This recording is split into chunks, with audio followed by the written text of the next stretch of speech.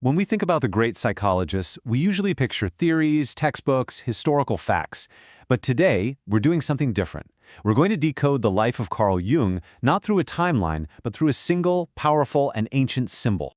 And get this, the source material for this explainer makes a pretty bold claim that Jung's entire life was the embodiment of this symbol. His journey wasn't some straight line from A to B. Oh no.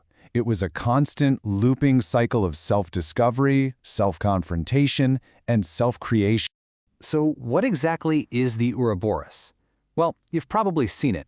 It's that ancient image of a snake or a dragon eating its own tail. It's all about consuming your own past to fuel your future, the endless cycle of destruction and rebirth. And this single image, it's like the master key to unlocking the incredible mind of Carl Jung. All right, so here's our game plan. First, we're going to look at everything through this Ouroboros lens. Then we'll dive into the two competing personalities inside Jung. After that, the legendary breakup with Freud. We'll then follow Jung on this wild journey mapping the unconscious, and finally, we'll see the massive ripple effect his work still has on us today. Let's get into it. Okay, first up, the Ouroboros lens. The source material we're using introduces this really cool framework it calls the Ouroboros Codex. And look, this isn't just some fancy metaphor. It's a way of seeing Jung's life as this complete, self-sustaining system, where every single crisis, every single breakthrough was actually a necessary part of this repeating pattern of psychological death and rebirth. Now, for a second section, let's talk about Jung's two personalities. You see, to really get the man, you've got to go back to the boy. Jung's epic theories about the human psyche, they didn't start in some university library. They were forged in the fire of a deep personal conflict he felt inside himself as a kid. From a really young age, Jung felt like he was literally two different people. On one hand, you had personality number one, the schoolboy. Son of a pastor, trying to get his homework done, struggling with math, just trying to fit into the 19th century. But then there was personality number two. This was a wise, ancient old man who felt like he was from a different century entirely, someone deeply connected to nature, to dreams, to God's world.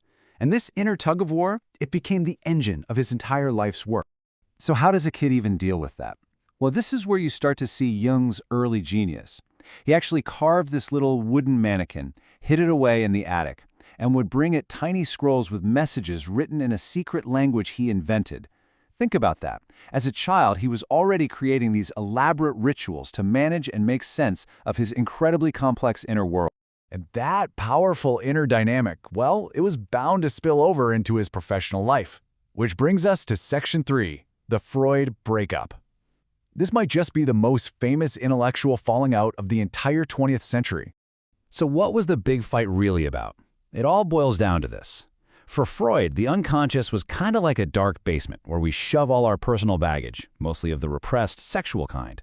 But for Jung, whoa, it wasn't a basement. It was more like a vast ancient library, one that contained the shared myths, memories, and symbols of all humanity.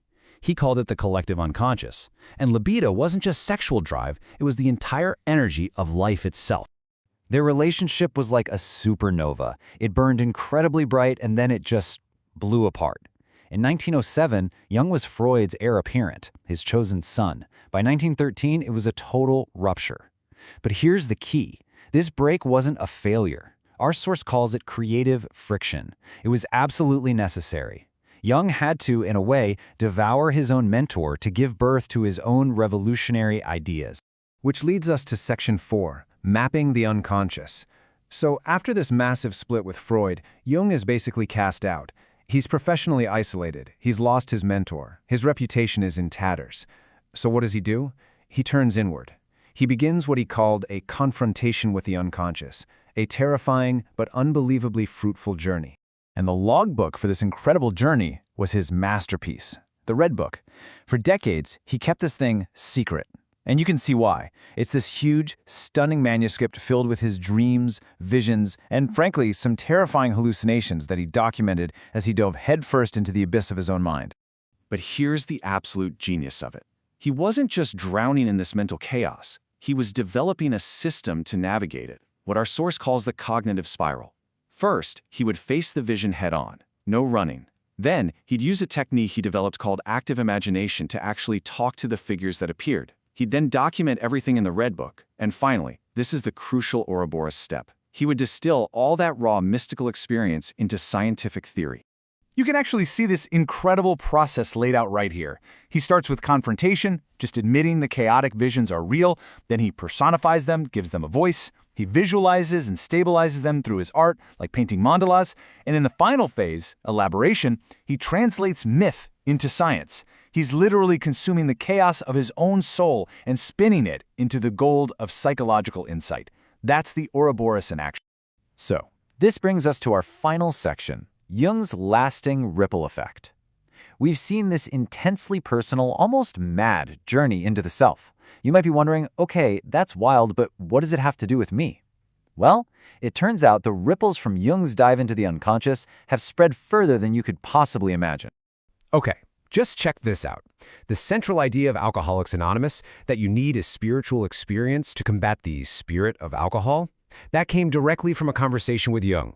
Star Wars? George Lucas built that entire saga on the hero's journey, which is a concept built entirely on Jungian archetypes. The global K-pop phenomenon BTS? They based a whole album series called Map of the Soul on his ideas. And video games like the Persona series literally have you battling your shadow in the collective unconscious. His ideas are everywhere, hiding in plain sight. So after seeing his life, his method, and his unbelievable legacy, what's the one thing we should really walk away with? It's this.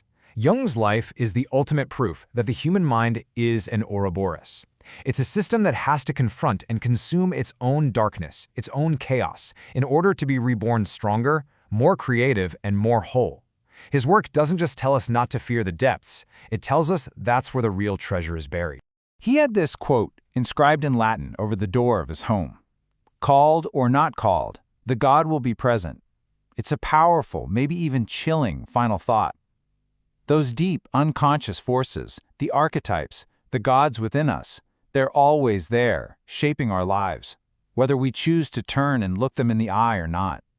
Jung's great legacy is that he gave us the courage to look,